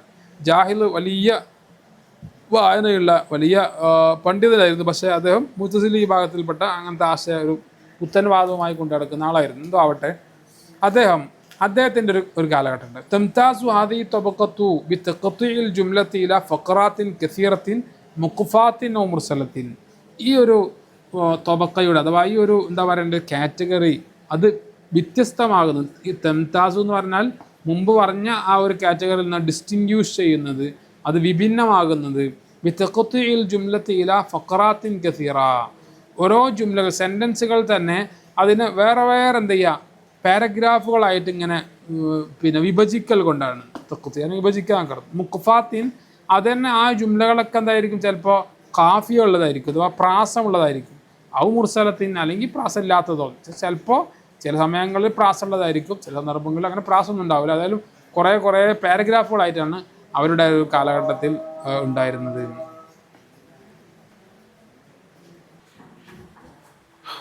പിന്നെ വേറൊരു വിഷയം എന്ന് പറഞ്ഞാൽ സിയാദത്തിൽ ഇത്തുനാബി ഫിൽ അൽഫാദി വൽ ജുമലി, പിന്നെ ലഫ്ലുകളിലും മറ്റൊക്കെ ഇത്തുനാബ് സിയാദത്താക്കുക. നേരത്തെ നമ്മൾ പറഞ്ഞല്ലോ ഈ ഈജാസ് എന്ന് പറഞ്ഞില്ലേ, ആ ഈജാസിൻ്റെ നേരെ ഓപ്പോസിറ്റാണ് ഈ പറയുന്ന ഇത്തുനാബ്. നമ്മൾ ഒന്നാമത്തെ തൊബക്കയെ സംബന്ധിച്ച് പറഞ്ഞെടുത്ത് അവിടെ നമ്മൾ പറഞ്ഞല്ലോ അവരുടെ ഒരു പ്രത്യേകതയിൽ എണ്ണുന്ന ഒരു സംഗതിയായിരുന്നു എന്ത് ഈ പറയുന്ന ഈജാസ്. നേരത്തെ നമ്മളൊരു സൂചന പറഞ്ഞല്ലോ. പക്ഷേ ഇവിടെ അതിൻ്റെ നേരെ ഓപ്പോസിറ്റാണ്. ഇവിടെ നമ്മൾ പറയുന്നത് എന്താണ്, ഇത്തുനാബ് വേണമെന്നാണ് ഇവർ പറയുന്നത്. ഓക്കെ, അപ്പോൾ ഇത്തുനാബ് പറഞ്ഞാൽ നീട്ടിപ്പരത്തി പറയാം. അപ്പോൾ മൂസ നബി അലൈഹി സ്വലാമിനോട് വിശുദ്ധ ഖുർആനിൽ ചോദിക്കുന്നുണ്ട്, മാത്തിൽ കബി യമീനിക്ക യാ മൂസ, നിങ്ങളുടെ കയ്യിലുള്ള എന്താണ് നബിയെ? അപ്പോൾ മൂസ നബി പറയുന്നുണ്ട്, അത് വടിയാണ് എന്ന് പറയുന്നതിന് പകരം അത് എനിക്ക് ഊന്നിപ്പിടിക്കാനുള്ളതും എൻ്റെ ആടുകൾക്ക് ഞാൻ പിന്നെ ഇല പൊയിച്ച് നൽകാനുള്ളതൊക്കെ അതിനൊക്കെ വേണ്ടി ഉപയോഗപ്പെടുത്തുന്ന വേറെയും കുറേ ആവശ്യങ്ങൾക്ക് ഉപയോഗപ്പെടുത്തുന്ന വടിയാണെന്ന് പറയുന്നുണ്ട്. വടിയാണ് അവരോട് പറഞ്ഞാൽ മതി. അപ്പോൾ ബാക്കിയുള്ള കാര്യങ്ങളൊക്കെ റബ്ബുമായിട്ടുള്ളൊരു മുനാജാത്ത്, റബ്ബുമായിട്ടുള്ള ഈ സംസാരത്തിൻ്റെ ഒരു ഒരു സന്തോഷം കിട്ടാൻ വേണ്ടിയിട്ട് മുസ്ലിം നബി നീട്ടിപ്പരത്തി പറഞ്ഞാണ്. അവിടെയാണ് ഇത്നാബിൻ്റെ ഉദാഹരണമാണത്. അപ്പോൾ ഇത്നാബ് അതുപോലെ ഫിൽ അൽഫാദ് വൽ ജുമലി വൽ ഇസ്തിറാദ്, ഇതുപോലെ ഇസ്തിറാദിൻ്റെ വിഷയത്തിലും സിയാത്ത് ഉണ്ടായിരുന്നു. ഇസ്തിറാദ് എന്ന് പറഞ്ഞാൽ നമ്മളൊരു കാര്യം പറയുന്നതിൻ്റെ അടുക്ക് അതുമായി അടിസ്ഥാനപരമായി ബന്ധമില്ലാത്ത വേറൊരു കാര്യം ചർച്ച ചെയ്യുക. ഇതിലൊരു സാധാരണ ഉദാഹരണം പറയുന്നൊരു ഉദാഹരണം, നമ്മളൊരു സ്ഥലത്തേക്ക് വേട്ടയാടിയിട്ട് ഒരു സ്ഥലത്തേക്ക് പോകുന്നു, പ്രത്യേകമായൊരു സ്ഥലത്തേക്ക് നമ്മൾ മാൻപേടെ വേട്ടയാടിയും പോകുന്നു ഫോർ എക്സാമ്പിൾ. അങ്ങനെ ചെല്ലുന്ന സമയത്ത് അവിടെ നോക്കുമ്പോൾ നമ്മളവിടെ എന്തിനു കാണുന്നു? മാൻപേടക്ക് പകരം മുയലിനെ കാണുന്നു. അപ്പോൾ നമ്മൾ മുയലുമായിട്ട് ഏർപ്പെട്ട് അതിനെ പിടികൂടാൻ വേണ്ടി നോക്കും. ഇതിപ്പോൾ എങ്ങനെ ഉണ്ടാവും? ഇതുപോലെയാണ് ഇസ്തിറാദ് എന്ന് പറഞ്ഞാൽ. ഫോർ എക്സാമ്പിൾ, നമ്മൾ ഒരു വിഷയത്തെക്കുറിച്ച് നമ്മൾ പറയുന്നതിനിടക്ക് ആ വിഷയവുമായി ബന്ധപ്പെട്ട അല്ലാതെ വേറെ വിഷയവുമായി ചർച്ചയാകൽ, ഇതിനാണ് ഇസ്തിറാദ് എന്ന് പറയുക. അതിന് ഉദാഹരണങ്ങൾ ഖുർആനിൽ ഇൻഷാ അല്ലാഹ് പിന്നീട് സമയത്തിൽ പഠിക്കുമായിരിക്കും. ഏതായാലും ഈ ഇസ്തിറാദൊക്കെ അവർ കൊണ്ടുവരുമായിരുന്നു. അതുപോലെ മസ്ജിൽ ജിദ്ദി ബിൽ ഹസലി, അതൊരു വേറെ സംഗതിയാണ്. എന്ത് ഈ അവരുടെ എഴുത്തിൻ്റെ ഈ പറയുന്ന രണ്ടാമത്തെ തൊബക്കയുടെ സ്റ്റൈൽ എന്ന് പറഞ്ഞാൽ നർമ്മത്തിൽ ചാലിച്ചുകൊണ്ട് ഗൗരവം പറയാം. ജിദ്ദ് പറഞ്ഞാൽ ഗൗരവം എന്നാണ് ഉദ്ദേശിക്കുന്നത്. അപ്പോൾ ഗൗരവമുള്ള വിഷയങ്ങൾ പറയുന്നത് ഒരു സരസമായ രൂപത്തിൽ, ഒരു വിറ്റ് അല്ലെങ്കിൽ തമാശയിലൂടെ അവതരിപ്പിക്കുക എന്നാണ് സംഗതി ഉണ്ടായിരുന്നു. അത്തരം കാര്യങ്ങളൊക്കെയാണ് ഇവരുടെ ഒരു പ്രത്യേകതയായിട്ട് പറയുന്നത്. എന്തിനാണെന്ന് വെച്ചാൽ ഈ സാമത്തിൻ കാരി ഇവിടെ പറയുന്നുണ്ട്. എന്തിനാണ് അവരങ്ങനെ ഈ നർമ്മത്തിൽ ചാലിച്ചുകൊണ്ട് ഗൗരവം പറയുന്നത്? അത് ഈ വായനക്കാരുടെ മടുപ്പിനെ ഇല്ലാതാക്കാനാണ്. സാധാരണ നമ്മളൊരു ഗൗരവമുള്ള അതേ രൂപത്തിൽ മാത്രം കാര്യങ്ങൾ വിശകലനം ചെയ്ത് പോകുമ്പോൾ വായനക്കാർക്ക് മടുപ്പുണ്ടാവും. അതില്ലാതിരിക്കാനാണ് തമാശ പറയുന്നത്. മെരിജാലി ആദി തൊവക്കത്ത് ഇബ്നു ഖുതൈബ അൽ മുബറദ് വസൂലി, ഈ പറയുന്ന 3 പേരാണ്. വേറെ ആളുകളുണ്ട്, നമ്മൾ ഷോർട്ടാക്കി പറയുന്നതാണ്. ഈ പറയുന്ന 3 പേരാണ് ഈ രണ്ടാമത്തെ കാറ്റഗറിയിൽ പ്രശസ്തരായ ആളുകൾ. ഇനി മൂന്നാമത്തെ എഴുത്തുകാരുടെ ഒരു കാറ്റഗറി എന്ന് പറഞ്ഞാൽ ഇമാമുഹ ഇബ്നുൽ ആമീദ്, അവരുടെ തലവൻ ഇബ്നുൽ ആമീദ് എന്ന് പറയുന്ന ആളാണ്. അപ്പോൾ ത്വരീഖത്തു, അവരുടെ ഒരു സ്റ്റൈല് അഷ്ബഹു ബി ത്വരീഖത്തിൽ അത്ബാഇയ്യ ഇന്ദൽ ഫറഞ്ചീൻ. അത്ബാഇയ്യ എന്ന് പറയുന്ന ഒരു വിഭാഗമുണ്ട് ഫ്രാൻസിലെ ഫ്രഞ്ചുകാരുടെ അടുത്ത്. ആ ഈ പറയുന്ന സംഭവം ഒരു എന്താ പറയേണ്ടത്, നമ്മൾ സാഹിത്യപരമായിട്ടുള്ള ലിറ്റററി മൂവ്മെൻ്റ് ആണെന്ന് പറയാം, ഒരു സംഘടന. ഇപ്പോൾ നമ്മുടെ നാട്ടിലൊക്കെ ഈ പുകസ എന്ന് പറയുന്ന സംഭവം ഉണ്ടല്ലോ, പുരോഗമന കലാസാഹിത്യം എന്നൊക്കെ പറഞ്ഞിട്ട് ഇതേപോലെയുള്ള ഒരു സാഹിത്യ സംഘടനയാണ് ഇത് ഈ പറയുന്ന അത്ബാഇയ്യ എന്ന് പറഞ്ഞാൽ അവർ ഈ പഴയ കാലത്ത് പുരാതനമായ കവിതകളുടെ സ്റ്റൈലിനെ ഒക്കെ ഇങ്ങനെ ഫോളോ ചെയ്യുന്ന അങ്ങനത്തെ ഒരു പ്രത്യേക സാഹിത്യത്തിൽ പ്രത്യേക ശൈലി കീപ്പ് ചെയ്യുന്ന വിഭാഗമാണ് ഈ അത്ബാഇയ്യ. അപ്പോൾ ഈ അത്ബാഇയ്യ വിഭാഗത്തോട് തത്തുല്യമാകുന്ന തരത്തിലുള്ളൊരു ടീമാണ് ഈ പറയുന്ന മൂന്നാമത്തെ വിഭാഗം. തെക്കയ്യുദിഹാബി കുയൂദിൻ, കാരണം അവർ ഒരുപാട് നിബന്ധനകൾ വെച്ചതാണ് അവരുടെ ഈ എഴുത്തിൻ്റെ സ്റ്റൈല്. ലാബുദ്ദ മിൻ മുറാഅത്തിഹ, അതിനെ പരിഗണിക്കൽ നിർബന്ധമാണ്. അപ്പോൾ പരിഗണിക്കൽ നിർബന്ധമായ ഒരുപാട് കണ്ടീഷൻസ് അവരുടെ ഈ എഴുത്തിൻ്റെ റൈറ്റിംഗ് സ്റ്റൈലിനുള്ളത് കൊണ്ടാണ് ഇവർ പ്രത്യേകമായൊരു മൂന്നാമത്തെ തൊബക്കയിൽ ചേരുന്നത്. അതെന്താണെന്ന് വെച്ചാൽ മിൻഹാ സജൂൻ ഖസീർ, വളരെ ഷോർട്ടായിട്ടുള്ള പ്രാസം, അത് അവരുടെ ഒരു പ്രത്യേകതയാണ് കേട്ടോ, ഷോർട്ടായിട്ടുള്ള പ്രാസങ്ങൾ. അതുപോലെ ജിനാസ് ഈ പറഞ്ഞ രൂപത്തിൽ വേറൊരു സ്റ്റൈലാണ്. അതുകൊണ്ട് അവർ ഉദ്ദേശിക്കുന്നത് ഇപ്പോൾ ഒരുപോലെയുള്ള അക്ഷരങ്ങൾ, ഇപ്പോൾ അക്ഷരങ്ങളുടെ എണ്ണം തത്തുല്യമായി വരിക, അല്ലെങ്കിൽ അക്ഷരങ്ങളുടെ എണ്ണത്തിൻ്റെ അക്ഷരങ്ങളുടെ സ്റ്റൈല് ഒത്തുവരിക, അതുപോലെ അക്ഷരത്തിൻ്റെ ഈ ഹർക്കത്തുകൾ ഒത്തുവരിക, അങ്ങനെയൊക്കെ. അതുപോലെ അക്ഷരങ്ങളുടെ തെർത്തീബ്, അതിൻ്റെ ഓർഡർ ഒത്തുവരിക, അങ്ങനെയൊക്കെ പല ചേർച്ച ഉണ്ടാകുന്ന രണ്ട് വാക്കുകൾ മറ്റൊക്കെ ഒന്നിച്ചു വരുന്നതിനാണ്. ഇപ്പോൾ ഉദാഹരണം പറഞ്ഞാൽ ഇപ്പോൾ വിശുദ്ധ ഖുർആൻ തന്നെ ഇപ്പോൾ ജിനാസു താമും അതായത് ജിനാസുകളുടെ വിവിധ ഇനങ്ങൾ വിശുദ്ധ ഖുർആൻ തന്നെ പറഞ്ഞിട്ടുണ്ട്. ചില സ്ഥലങ്ങളിൽ ചില ആയത്തുകളിലൊക്കെ എന്തുണ്ടാകും, ഒരുപോലെയുള്ള വാക്ക് വരും, പക്ഷെ രണ്ടിൻ്റെ അർത്ഥം വ്യത്യാസമായിരിക്കും. വയോമ തുഖൂമു സായത്തു യുഖ്സിമുൽ മുജ്രിമൂന മലബിസു ഒയറ സായ എന്ന് പറഞ്ഞാൽ അതുപോലൊരു ആയത്തുണ്ട്. പല സായത്ത് 2 തവണ വരുന്നുണ്ട്, പക്ഷേ 2 സായത്തിൻ്റെയും അർത്ഥം വ്യത്യാസമുണ്ട്. അപ്പോൾ ഇതേപോലെ ഒരേപോലെയുള്ള ഒരുപോലെ അക്ഷരങ്ങളുള്ള വേർഡുകൾ വരിക, പക്ഷെ അർത്ഥം വ്യത്യസ്തമായിരിക്കും. ഇങ്ങനെയൊക്കെ ഉള്ളതിനാണ് നമ്മൾ ജിനാസ് എന്ന് പറയുക. ഏകദേശം മനസ്സിലാക്കിയാൽ മതി, ഡീറ്റെയിൽ ആയിട്ട് ഇൻഷാ അല്ലാഹ് പിന്നീട് മറ്റെവിടെയെങ്കിലുമൊക്കെ വെച്ച് പഠിക്കും. അതുപോലെ അത് ഇവരുടെ സ്റ്റൈലായിരുന്നു. അതുപോലെ ഇസ്തിഷാദ് ബിൻ നളുമി ഫി ഉളൂനിൻ നസ്രി, അതേപ്രകാരം ഗദ്യത്തിനിടയിലൂടെ കവിതകൾ കൊണ്ട് എന്ത് ചെയ്യുക, പ്രൂഫുകൾ ഉണ്ടാക്കുക. ഇസ്തിഷാദ് തെളിവ് തേടുക എന്നൊക്കെ അർത്ഥം ഉദ്ദേശിക്കുന്നത്. എന്ന് വെച്ചാൽ നമ്മളിപ്പോൾ എന്തെങ്കിലും ഒരു കാര്യം പറയുമ്പോൾ അതിന് തെളിവായിട്ട് എന്ത് ചെയ്യും, സാധാരണ അറബിയിലൊക്കെ ഒരു വാക്കിനെ കുറിച്ചൊക്കെ പറയുകയാണെങ്കിൽ ആ വാക്ക് പഴയ കാലത്ത് ജാഹിലിയ്യ കാലഘട്ടത്തിൽ ഇന്നാലിൻ്റെ കവി ഈ അർത്ഥത്തിന് ഉപയോഗിച്ചിരുന്നു എന്ന് കാണിക്കാൻ വേണ്ടിയിട്ട് കൊണ്ടുവരും. അപ്പം എന്നുപോലെ ഗദ്യത്തിനിടയിൽ എന്താ ഉലൂനൻ്റെ ഇടയിൽ അർത്ഥം, അതിനിടയിൽ എന്ത് ചെയ്യുക, നമ്മൾ പദ്യത്തെ കൊണ്ടുവരിക, അത് തെളിവായിട്ട് കൊണ്ടുവരിക. അതൊക്കെ ഇവരുടെ സ്റ്റൈലായിരുന്നു.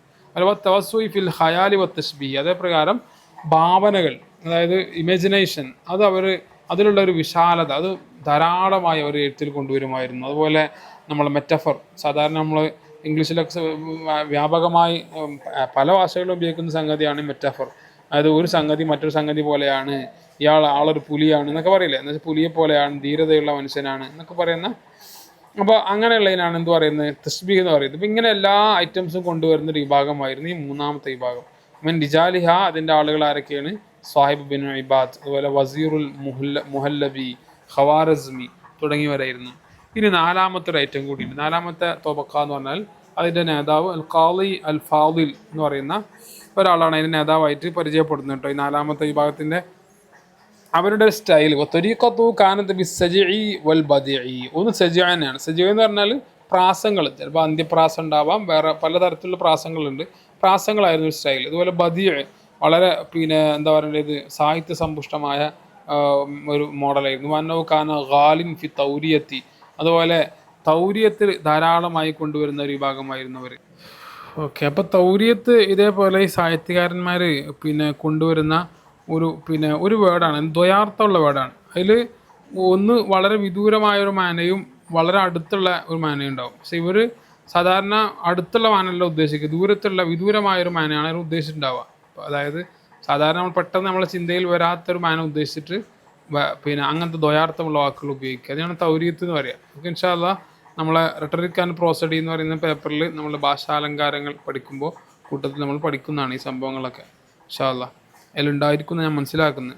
അപ്പോൾ ഇത് അവരുടെ സ്റ്റൈലായിരുന്നു. അപ്പോൾ അത് അവരുടെ എഴുത്തുകളിലൊക്കെ ധാരാളമായിട്ട് അത് വരുമായിരുന്നു. ജിനാസ്, നേരത്തെ നമ്മൾ പറഞ്ഞ ജിനാസ് ഉണ്ടല്ലോ, അതും ഈ പറയുന്ന ആളുകളിലെ ധാരാളമായി വരുന്നൊരു സംഭവമാണ് നേരത്തെ പറഞ്ഞ ജിനാസ്. അസുബാത്തിൽ കിതാബത്തി ഫി അഹദിഹി സുനായിയ മഹല. അപ്പോൾ അത് എഴുത്തിൻ്റെ മേഖലയിൽ അവരുടെ ഒരു കാലഘട്ടത്തിൽ, ഈ നാലാമത്തെ ഒരു കാറ്റഗറിയിൽ, ആ ഒരു കാലഘട്ടത്തിൽ ഒരു പ്രത്യേകമായ എന്താ പറയേണ്ടത് ഒരു കഴിവ് അല്ലെങ്കിൽ ഒരു ഉണ്ടാക്കാനുള്ള ശേഷി അവർക്കുണ്ടായിരുന്നു. മൻ റിജാലിഹ, അതിൻ്റെ ആളുകൾ ആരൊക്കെയാണ്, ഇബ്നുൽ അസീർ, അതുപോലെ കാത്തിബുൽ ഇസ്ബഹാനി എന്ന് പറയുന്ന ഇവർ രണ്ടുപേരാണ് ഈ മേഖലയിൽ അറിയപ്പെട്ട കുറച്ച് ആളുകൾ. അപ്പോൾ ഇത്രയും കാര്യങ്ങളാണ് നമ്മൾ ഈ എസ്സേയിൽ ഉൾപ്പെടുത്തിയിട്ടുള്ളത്. ഇനി നമ്മൾ ഇതിൽ വരുന്ന പ്രധാനപ്പെട്ട ചില സ്റ്റഡി മെറ്റീരിയലുള്ള ചില ഭാഗങ്ങൾ നമുക്ക് നോക്കാം. അപ്പോൾ ഇതാണ് നമ്മുടെ പുസ്തകം. ഇതിൽ യൂണിറ്റ് 1 അസുറുൽ അബ്ബാസി എന്ന് പറയുന്ന അബ്ബാസി കാലഘട്ടം എന്നുള്ള ഈ ഭാഗം. ഇതിലൊരു പ്രധാനപ്പെട്ട ചില ഭാഗങ്ങൾ ഞാൻ അടയാളപ്പെടുത്തിയിട്ട് അർത്ഥം പറഞ്ഞു പോവാം. നമ്മൾ ഇതിൽ ചർച്ചയിൽ വരാത്ത ഭാഗങ്ങൾ, ഇപ്പോൾ എന്തെങ്കിലും ഷോർട്ട് ക്വസ്റ്റ്യനോ അല്ലെങ്കിൽ വേറെ എന്തെങ്കിലും വിട്ട ഭാഗം പൂരിപ്പിക്കാനോ അല്ലെങ്കിൽ MCQ എന്തെങ്കിലുമൊക്കെ വന്നാൽ നിങ്ങൾ ഉപകാരപ്പെടുമെന്ന് കരുതിയിട്ടാണ്. ഒന്നാമത്തെ പറയുന്നത് ഇപ്പോൾ ഈ ഭാഗം, അതായത് അസുർ ദൗലത്തുൽ അബ്ബാസിയ അസുറുൽ ഇസ്ലാമി ദഹബി, ഒരു ഇസ്ലാമിൻ്റെ ഒരു ഗോൾഡൻ ഏജ് എന്ന പേരിൽ അറിയപ്പെടുന്ന ഒരു കാലഘട്ടമാണ് ഈ അബ്ബാസി കാലഘട്ടം. അല്ലദീ ബലഗ ഫീഹിൽ മുസ്ലിമൂന മിനൽ ഇമ്രാനി വസ്സുൽത്താനി മാലം മെബലുഹു മിൻ ഖബൽ വലാ മിൻ ബഅദു. അതായത് മുസ്ലിമീങ്ങൾ അവരുടെ എന്താ പറയേണ്ടത് നിർമ്മാണ മേഖലയിലും ആധിപത്യ മേഖലയിലും അധികാര മേഖലയിലൊക്കെ അവർ നേടിയ അത്രമാത്രം ഈ പറയുന്ന അബ്ബാസി കാലഘട്ടത്തിൻ്റെ മുമ്പോ അതിൻ്റെ ശേഷമോ നേടിയിട്ടില്ല. അത്രമാത്രം വലിയ ഈ രംഗത്തൊക്കെ വലിയ വിപ്ലവം ഉണ്ടാക്കിയ ഒരു കാലഘട്ടമായിരുന്നു ഈ അബ്ബാസി കാലഘട്ടം. അസ്മറത്ത് ഫിഹി അൽ ഫുനൂനുൽ ഇസ്ലാമി, ആ കാലഘട്ടത്തിലാണ് ഇസ്ലാമിൻ്റെ വിവിധ എന്താ പറയേണ്ടത് ഫുനൂനുകൾ, വിവിധ ഫന്നുകൾ അഥവാ ഭാഷാ സംബന്ധിയായിട്ടുള്ള മറ്റൊക്കെയുള്ള ശാഖകൾ ഉണ്ടാവില്ലേ. ഇപ്പോൾ നഹ്വ്, സർഫ്, അങ്ങനെ തുടങ്ങി പല ഐറ്റംസ് നമ്മളിപ്പോൾ നേരത്തെ പറഞ്ഞ കവിതകൾ, ഇങ്ങനെ എല്ലാ ഐറ്റംസും ഫന്നുകളൊക്കെ ഒരു പുഷ്കലമായ കാലഘട്ടമായിരുന്നു ഈ പറയുന്ന അബ്ബാസി കാലഘട്ടം. വസഹത്ത് അൽ ആദാബുൽ അറബിയ, അതുപോലെ അറേബ്യൻ സാഹിത്യം തന്നെ ഒരു നല്ല പുഷ്ടിപ്പെട്ടൊരു കാലഘട്ടമായിരുന്നു. നുഖിലത്തുൽ ഉലൂമുൽ അജ്നബിയ, അതുപോലെ വൈദേശികമായ അറിവുകളൊക്കെ പരസ്പരം ഇങ്ങനെ റിപ്പോർട്ട് ചെയ്തിട്ട് കൊണ്ടുവരുന്നൊരു കാലഘട്ടം. നൗജുൽ അഖലുൽ അറബി, അതുപോലെ അറേബ്യൻ അവരുടെ ഒരു എന്താ പറയേണ്ടത് ഒരു എന്താ പറയുക അക്കലൊക്കെ ഒരു പാകപ്പെട്ടൊരു കാലഘട്ടം ഈ പറയുന്ന അബ്ബാസി കാലഘട്ടമായിരുന്നു. വജദ സബീൽ ബഹ്സി മജാൽ തഫ്കീരി, ഈ ഒരു കാലഘട്ടം തന്നെ ചിന്താപരമായിട്ടുള്ള ഒരുപാട് മേഖലകൾ തുറന്നു കൊടുത്ത, ഗവേഷണത്തിൽ മാർഗങ്ങൾ തുറന്നു കൊടുത്ത ഒരു കാലഘട്ടമായിരുന്നു. പിന്നെ ഇതിൽ പറയുന്നത് മുലൂഖു ആദി ദൗലത്ത് എന്തമുൻ അൽ അബ്ബാസി അമ്മിൻ നബി സല്ലല്ലാഹു അലൈഹി വസല്ലം. ഇതൊക്കെ നമ്മൾ ഓൾറെഡി കഴിഞ്ഞ ഇതിലൊക്കെ പഠിച്ചതാണ്. അതായത് ഈ അബ്ബാസി കാലഘട്ടത്തിൻ്റെ ഈ അധികാരം അതെന്താണ്, റസൂലുള്ളാഹി തങ്ങളുടെ പിതൃവ്യനായ അബ്ബാസ് റളിയല്ലാഹു അൻഹുവിലേക്കാണ് ചെന്ന് ചേരുന്നത്. നമ്മൾ ഈ പിന്നെ അബ്ബാസി കാലഘട്ടം എന്ന് പറയണില്ലേ, ഈ അബ്ബാസി ശരിക്ക് ചേരുന്നത് റസൂലുള്ളാഹി തങ്ങളുടെ പിന്നെ പിന്നെ എളാപ്പയായിട്ട് അവരുടെ മൂത്താപ്പയായിട്ടില്ല അബ്ബാസ് റളിയല്ലാഹു അൻഹു, റസൂലുള്ളാഹി തങ്ങളെക്കാളും 2 വയസ്സ് മൂത്തതാണ് അബ്ബാസ് റളിയല്ലാഹു അൻഹു. അവരിലേക്കാണ് ചെന്ന് ചേരുന്നത്. ഓക്കെ. പിന്നെ ഇതിൽ പറയുന്നത് ഇൻതസവൽ ഖിലാഫത്ത ഖസ്റൻ മിൻ യദിൽ ഉമവിയ്യീന ബിമഅൂനത്തിൽ ഫറസീൻ. അതിൽ ഈ അബ്ബാസികൾ ഈ ഉമവിയ്യങ്ങളുടെ കരങ്ങളിൽ നിന്ന് വളരെ ഫോഴ്സ്ഫുള്ളി ഖിലാഫത്തിനെ ഊരിയെടുക്കുന്നത് പേർഷ്യക്കാരുടെ സഹായത്തോടു കൂടിയാണ്. അപ്പോൾ ഇത്രയും കാര്യങ്ങളൊന്ന് ജസ്റ്റ് നോക്കി വെക്കുക. ഇതിലെന്തെങ്കിലും ചില ഭാഗങ്ങളൊക്കെ അഥവാ പരീക്ഷയ്ക്ക് വന്നാൽ ശ്രദ്ധിക്കുക. പിന്നെ ഇതിൽ വേറൊരു കാര്യം പറയുന്നുണ്ട്. പിന്നെ എന്താണ് ഹത്താ സല്ല ദാലിക്കൽ അർഷ ഉലാക്കോ സനസിത്തിൻ വ ഹംസീൻ വസത്തുമിയാൻ. അതായത് ഈ അബ്ബാസിയ കാലഘട്ടത്തിൻ്റെ പിന്നീട് ഒരുപാട് കാലം അവർ ഇങ്ങനെ ഭരിച്ചു കൊണ്ടുപോകുന്നുണ്ട്. അതിൻ്റെ വർഷത്തിൻ്റെ കാലഘട്ടവും അതിൻ്റെ ഇടയിലൂടെ പറയുന്നുണ്ട്. സബവ മിൻഹും സബഅത്തൻ വ സലാസൂന ഖലീഫൻ. ഏതാണ്ട് 37 വരുന്ന ഖലീഫന്മാർ. അതിൽ തന്നെ 5 നൂറ്റാണ്ടുകളിലായിട്ട്, അതായത് ഏകദേശം 500 വർഷക്കാലം ഭരിച്ചിട്ടുണ്ട് ഈ അബ്ബാസികൾ. അതുപോലെ ഏതാനും ചില നൂറ്റാണ്ടുകൾ, അതായത് 5 ചില്ലാനം നൂറ്റാണ്ടുകൾ ഭരിച്ചിട്ടുണ്ട് ഇവർ. മാത്രമല്ല അവസാനം ഇവരുടെ ഈ അധികാരം ഇല്ലാതാക്കുന്നത് ഈ ഹൂലാക്കു എന്ന് പറയുന്ന ഹൂലാക്കു ഖാൻ എന്തോ അയാളുടെ പേര്, അദ്ദേഹമാണ് അവർ പിന്നെ അവസാനം സിത്തിൻ വ ഹംസീൻ വ സിത്തുമിയ 656 എന്താവുന്നത് അവരുടെ ഈ പറയുന്ന ഭരണം ഇല്ലാതാകുന്നത്. അപ്പോൾ ഈ പറയുന്ന ഭാഗം കൂടി ഞാൻ താഴെ അടിവരട്ട് അണ്ടർലൈൻ ചെയ്ത ഭാഗം കൂടി ഒന്ന് നോക്കി വെക്കുക. ചിലപ്പോൾ ഏതെങ്കിലും ഭാഗത്തുനിന്ന് ആരാണ് അബ്ബാസിയ ഖിലാഫത്തിനെ ഇല്ലാതാക്കിയത് എന്നോ, അല്ലെങ്കിൽ അവരെത്ര കാലമാണ് ഭരിച്ചത് എന്നോ, എത്ര ഖലീഫമായിരുന്നു എന്നൊക്കെ തുടങ്ങിയുള്ള എന്തെങ്കിലുമൊക്കെ ചോദ്യങ്ങൾ ഉണ്ടായാൽ നോക്കി വെക്കാൻ വേണ്ടി മാത്രം. ഓക്കെ. പിന്നെ അടുത്ത പേജിൽ നമ്മൾ പ്രധാനമായിട്ട് നോക്കേണ്ട ഒരു വിഷയം എന്താണ്, ദൗലത്തുൽ ഉമവിയെ കുറിച്ച് പറയുന്നുണ്ട്. ഇപ്പോൾ ദൗലത്തുൽ ഉമവിയത്തു കാനത്ത് അറബിയ ഖാലിസ. ഒരു അബ്ബാസിയ ദൗലയും ഉമവിയ ദൗലയും തമ്മിൽ ചെറിയൊരു മാറ്റം ഇവിടെ പറയുന്നുണ്ട്. എന്താണെന്ന് വെച്ചാൽ ദൗലത്തുൽ ഉമവിയത്തു കാനത്ത് അറബിയ ഖാലിസ. ഉമവിയ കാലഘട്ടം തന്നെ പ്യുവർ അറബിക്കായിരുന്നു. എന്നുവെച്ചാൽ തഅസ്സുബത്തുൽ അറബി വ ലുഗത്തിഹിം വ ആദാബിഹിം. ആ സമയത്ത് പിന്നെ അറബികൾക്ക് പ്രത്യേകമായ സവിശേഷ അധികാരമുണ്ട്. അവരുടെ ഭാഷ, അവരുടെ സാഹിത്യം, അത് മാത്രം ഉണ്ടായിരുന്നു. കാരണം അവർ മറ്റു വംശജരുമായി ഇടപഴകുന്ന സന്ദർഭം ഇല്ലായിരുന്നു ഈ ഉമവിയ കാലഘട്ടത്തിൽ. വജഅലത്ത് ഖായിദത്തുഹ ദിമഷ്ക്. അന്ന് അവരുടെ ഒരു തലസ്ഥാന നഗരി എന്ന് പറയുന്നത് ഡമസ്കസ് ആയിരുന്നു. ലാ ഹുദൂദി ബാദിയത്തിഹിം. അവരുടെ ഈ എന്താ പറയുക മരുപ്രദേശങ്ങൾക്കുള്ള ഒരു അതിർത്തിയായിട്ട് വന്നത് ഡമസ്കസ് ആയിരുന്നു. പിന്നെ അതുപോലെ അവരുടെ സൈനികർ, നേതാക്കന്മാർ, എഴുത്തുകാർ, ബാക്കിയുള്ള ജോലിക്കാരൊക്കെ അറബികളായിരുന്നു. വെച്ചാൽ ഓല് മറ്റു വൈദേശികരുമായിട്ട് കൂടുതൽ ഈ പറയുന്ന കോൺകർ ചെയ്തിട്ടോ മറ്റൊന്ന് രാജ്യങ്ങൾ വെട്ടിപ്പിടിക്കുന്ന സംഭവങ്ങൾ വളരെ കുറവായിരുന്നു. അതുകൊണ്ട് അവരുടെ ഫുള്ള് നേതാക്കന്മാരും സൈനികരും, ജുനൂദന സൈനികർ, കുവാദൻ ലീഡേഴ്സ്, അതുപോലെ എഴുത്തുകാർ, അതുപോലെ ബാക്കിയുള്ള ജോലിക്കാരൊക്കെ അറബികളായിരുന്നു. വലം മെഹദൂസ് ഫി അദബിൽ ലുഗത്തി തഅ്സീറുൻ ഇല്ലാ മഖ്തദഉ തഹദ്ദുരി വത്തിസാഇൽ ഉംറാൻ. അതുകൊണ്ട് തന്നെ ഇവരുടെ ഒരു കാലഘട്ടത്തിൽ, ഈ ഉമവിയ ഭരണ കാലഘട്ടത്തിൽ കാര്യമായി ഭാഷാരംഗത്തോ സാഹിത്യരംഗത്തോ ഒന്നും വലിയൊരു എന്താ ഒരു നവോന്മേഷം ഉണ്ടായിട്ടില്ല എന്ന് വേണം പറയാൻ. അതാണ് അതോടെ പറയുന്നത്. ഫലം മെഹദൂസ് ഫി അദബിൽ ലുഗത്തി തഅ്സീറുൻ ഇല്ലാ മഖ്തദഉ തഹദ്ദുർ വത്തിസാഇൽ ഉംറാൻ. പിന്നെയും കുറച്ചൊക്കെ നാടുകൾ വികസിക്കാനും നാഗരികതയൊക്കെ തേടുന്ന ഏതാനും ചില സന്ദർഭങ്ങളല്ലാതെ വളരെ കുറച്ച് മാത്രമേ ഭാഷാരംഗത്ത് പുരോഗതിയൊക്കെ ഇവരുടെ കാലഘട്ടത്തിൽ ഉണ്ടാക്കാൻ പറ്റിയിട്ടുള്ളൂ. പക്ഷേ ദൗലത്തുൽ അബ്ബാസിയത്ത് ഫഖദ് ഇസ്തബഗത് ബിസുബഗത്തിൻ ഫാരിസിയ. പക്ഷേ അബ്ബാസി കാലഘട്ടം വന്നപ്പോൾ അവരുടെ ഒരു ചായം പിന്നെ ഏതായിരുന്നു, സിബഗത്തുൽ ഫാരിസിയ. സിബഗത്തനുസരിച്ച് ചായ എന്നൊക്കെ അർത്ഥം. അതായത് അവർക്കൊരു പുതിയ വർണ്ണം വരികയാണ്. അതായത് ഒരു പേർഷ്യൻ കൾച്ചർ മിങ്കിളായി പോകുന്ന ഒരു സംഗതി വരുന്നത് അബ്ബാസി കാലഘട്ടത്തിലാണ്. അന്നൽ ഫറസ ഉമുല്ലദീന ഔജദുഹ വയ്യദുഹ. കാരണം ശരിക്കും പറഞ്ഞാൽ ഏതാണ് പറഞ്ഞല്ലോ, പേർഷ്യക്കാരുടെ സഹായത്തോടു കൂടിയാണ് ഉമവിയ്യങ്ങളിൽ നിന്നുണ്ടാകുന്നത് ഈ അബ്ബാസികൾ ഭരണം തന്നെ കയ്യിലാക്കുന്നത്. അപ്പോൾ സ്വാഭാവികമായിട്ടും ഇവിടെ പറയുന്നത് അന്നൽ ഫറസ, ഈ പേർഷ്യക്കാർ ഉമുല്ലദീന ഔജദുഹ വയ്യദുഹ, അവരാണ് സത്യം പറഞ്ഞാൽ ഈ ഖിലാഫത്തിനെ ഉണ്ടാക്കിയതും അതിന് പിൻബലം നൽകിയതൊക്കെ ഈ പേർഷ്യക്കാരാണ്. അവിടെ തന്നെ എന്ത് ചെയ്തു, ഫത്തഖദത്ത് ഖുസ്ബത്തഹ ബഗ്ദാദ് അഖറബുൽ അംസാരി ഇലാ ബിലാദി. പേർഷ്യക്കാർ അവരുടെ നാടിനോട് ഏറ്റവും അടുത്ത നാട് എന്നുള്ള നിലക്ക് ബാഗ്ദാദിനെയാണ് അവരെന്താക്കിയത്, ഈ അബ്ബാസി കാലഘട്ടത്തിൻ്റെ അതിൻ്റെ ഒരു എന്താ പറയേണ്ടത് ഒരു ക്യാപിറ്റൽ സിറ്റിയൊക്കെ ആയിട്ട് അവർ കണക്കാക്കിയിരുന്നത്. മാത്രമല്ല വാത്തുലഖൽ ഖുലഫ ഐദിൽ മവാലി ഫി സിയാസത്തി ദൗലത്തി വസ്തഖല്ലു ബിശൂനിഹ.